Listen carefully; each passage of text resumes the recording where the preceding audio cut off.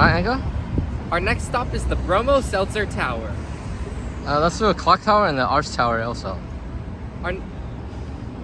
Our next stop is the Bromo Seltzer Arts Tower. Our next stop is the Bromo Seltzer Clock Tower.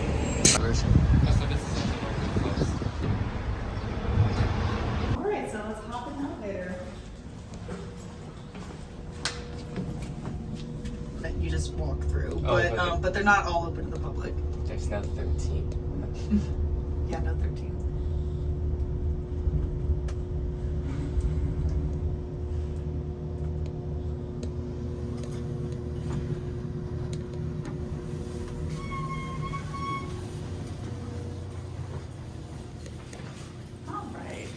So like I said, we'll do this first, and then we can kind of, I usually recommend everyone starts at the very top and then kind of works their way back down, so.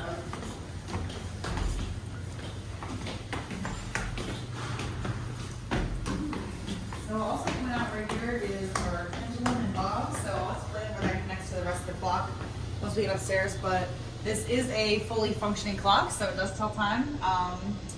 And then just please watch your step when you're going up the ladder. Just be extra careful.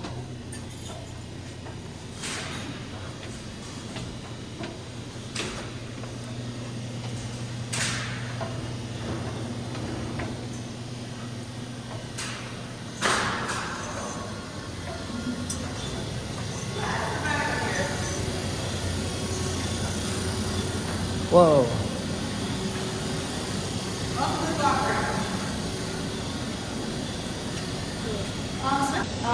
So this is the world's largest 4-dial gravity-driven clock. So the clock faces themselves are a foot larger in diameter than Big Ben in London. So take that, Big Ben. When I say gravity-driven, that basically just means it works like a big grandfather clock, like any other mechanical clock. So it is doesn't require any electricity or motor to run the clock. It's just powered by weights. So these green weights right here, that provides all the power for the gears to turn. And then the pendulum regulates the time. So you might notice the pendulum's not swinging right now. The clock's actually off. We're in the middle of some repairs, like we're upgrading the system, like the winding system in the clock. So it's currently off while we do that work, but as soon as that's done, it turns back on. It normally does function in 12 time like a regular clock would. When the pendulum's on, it swings 2 seconds in each direction. And it's attached to a mechanism called an escapement. So the escapement is what makes the tick-tock sound in any clock. And as the pendulum swings 2 seconds on each side, it opens the mechanism up and allows the gears to turn at a certain rate. So that's how the time is kept. And the clock is really just these 2 pieces here in the center. So anything painted green, that's part of the clock. All this other stuff in the back, like this thing and all these motors that you're making noise, this is all part of the elevator controls. So so this right here, what you're looking at, that is what controls the elevator when you go up. So the newer hands are made of fiberglass, but they're the exact same size and shape. So it's just a good way to get a scale for what's happening on the clock face. Because you can't really see the hands too well from inside the clock, actually. So this is the clear. Wait, so these are the ones that are the redwood from California that you mentioned? Did it say that on the outside of the building? Yeah, Jim, who gave was a tour there, he said these are made from real ones. So that's what the ones on the clock face now are newer. They're made of fiberglass, but these are the older ones. Yep. So all 4 sets of these still exist. Yeah, that's fine. These are the old clock hands, and they're redwood from California, but the new ones are fiberglass. You can't see here because that space probably from the 15th level. You can kind of see outside. It's not there yet. Sure. You guys want to get a closer look at the clock? I can put this up. Oh, okay, cool.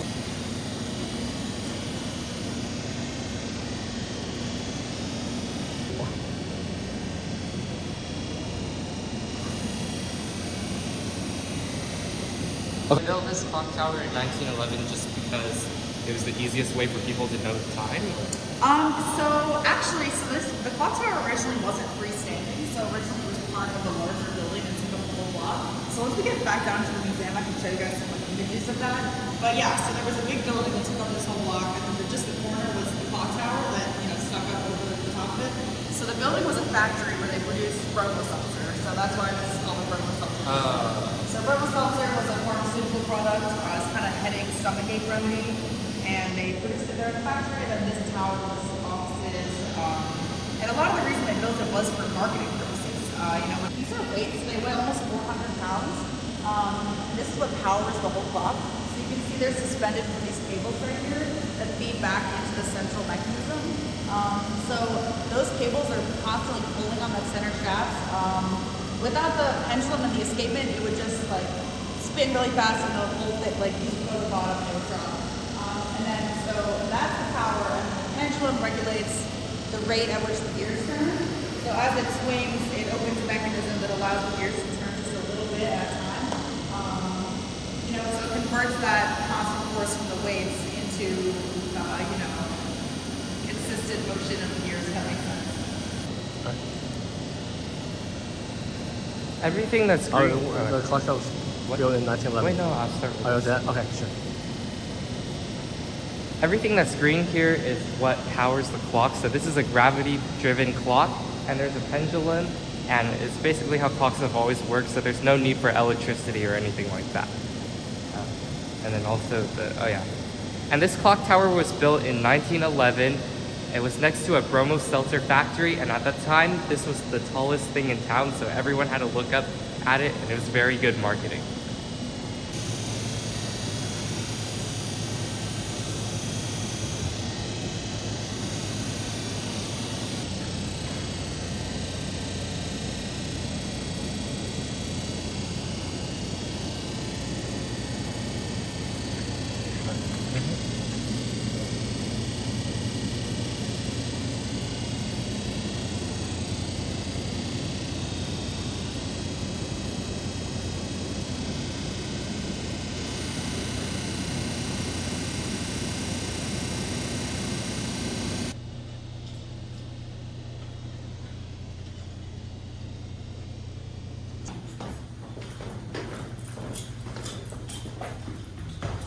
Yeah, so on this level we have our museums. This has a lot of history information, and then we have a collection of Maryland glass. So these glass bottles, so there's a lot of them that still exist. It was really mass produced, so the bottles are everywhere.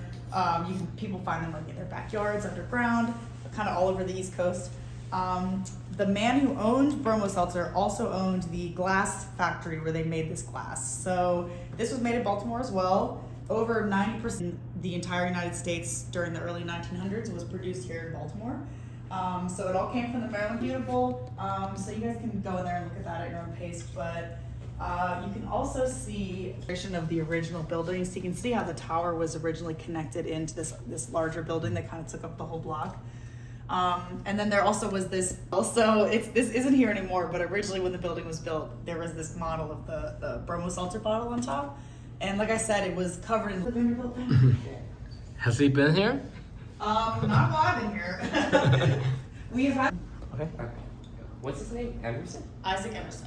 Okay. Isaac Emerson not only owned the Bromo Seltzer, Isaac Emerson not only owned the Bromo Seltzer, but he also owned the glass that came with it. Isaac Emerson not only owned the Bromo Seltzer itself, but also the glass company that it was put in. And he also had other stuff like the clock tower and a bunch of buildings around town. So he owned everything. Yeah. And he's related to the Vanderbilts. And now Anderson Cooper is related. So, oh my God.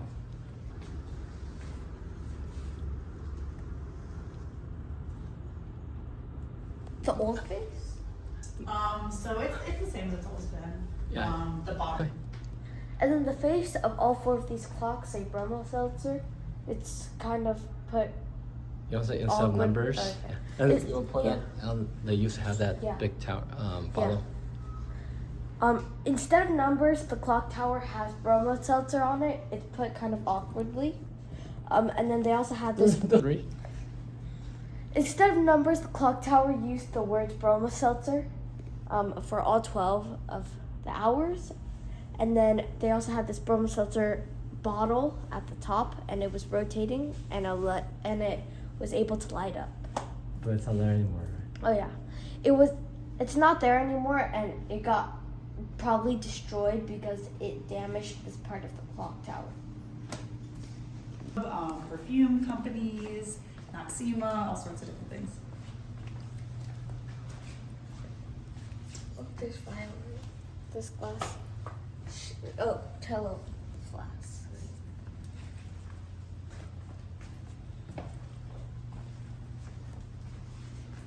And I still meet people around in class, or my parents met working here at Bromo Seltzer, so a lot of Baltimore history is tied up in the building for sure. Was This person also owned the mine, so he mined the cobalt, made the glass, made the products, did the advertising, packaged it, did everything.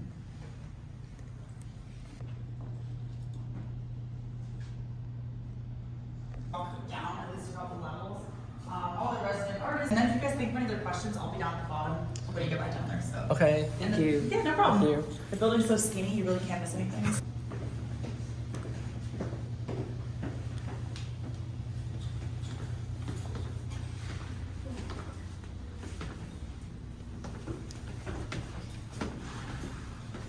Count. Let's count.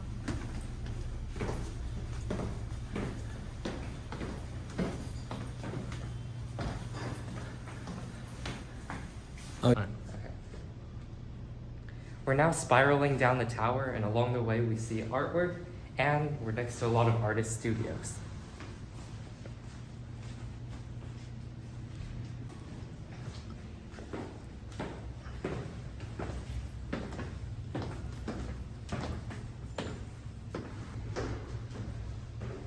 Hold on, guys. Don't go too fast.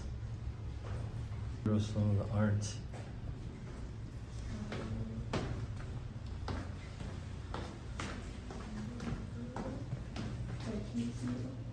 Oh, you can see all the way down.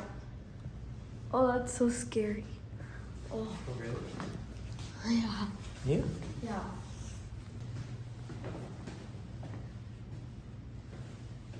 Wow, I did that. We should have walked down the No, no, this is fun. Is there an echo? That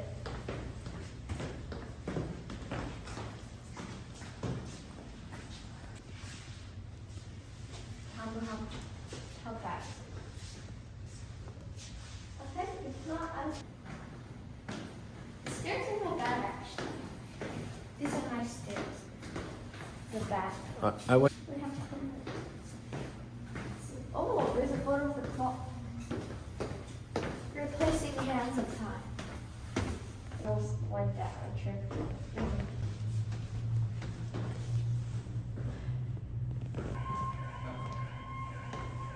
What's that? This is the old clock to the back. See, it's getting better. It's getting better, I'm telling you. Oh, do we? Yeah, it's still not bad. Oh, what is this? Go to the camera. This looks like a mix of like Picasso and maybe like, I don't know, Michelangelo. Like there's a lot of things, but then they have like the color scheme of Picasso and also the shapes. All this thing. Oh, there. Alright, you go. Here's a directory of all the artists and all the people who work here. Are you sure this is artists? I don't think these are artists. What do you mean? Painter, writer. Well, yeah, I guess. But why is it sitting here?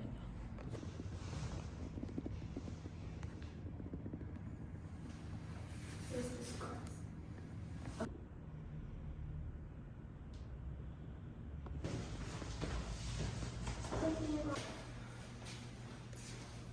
The restroom in there, it smells like the one in the dressing rooms that have people. Yes.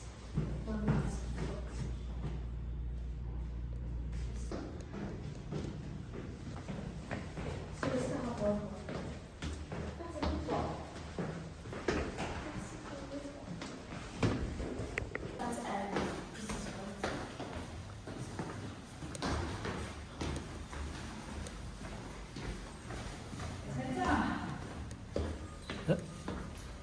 I was walking. Pretty easy.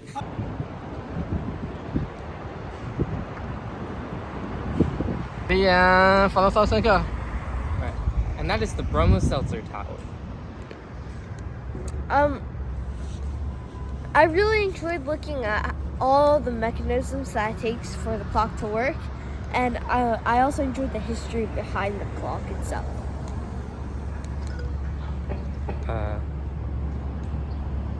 Was that the first time we got to go Inside, yeah. No, we went to the one in... What? I think that's the first time we got to go inside one of those rooms in the clock tower where the clock actually is. So that was a very unique experience. Anything else? If you want to come, it's Saturdays only, and it's 8. Oh wait, right? It's only Saturdays. I'm not sure. I think so. Yeah, it's always Saturdays. If you want to come visit, just make sure it's on a Saturday because this is Saturdays only. On to our next stop.